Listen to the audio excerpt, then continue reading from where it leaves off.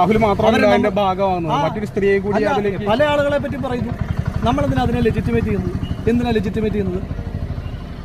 ഇത് ആർക്കെതിരെയും പറയാൻ പറ്റുന്ന കാര്യങ്ങളല്ല, ആർക്കെതിരെയും പറഞ്ഞു അല്ല. ഇപ്പൊ രാഹുൽ മാത്രമല്ല, മറ്റൊരു സ്ത്രീ കൂടി അതിന്റെ ഭാഗമാകുന്നു, ഒരു മാധ്യമപ്രവർത്തക സ്ത്രീ കൂടി ഇതിലേക്ക് വലിച്ചിഴക്കപ്പെടുന്നു. അങ്ങനെ പലരുടെ പേരിങ്ങനെ പറഞ്ഞ് ഞാൻ ചോദിക്കുന്നു, അവർക്ക് നിയമവിരുദ്ധമായി എന്തെങ്കിലും കാര്യങ്ങളെ പറ്റിയിട്ട് അവർക്ക് അറിവുണ്ടോ?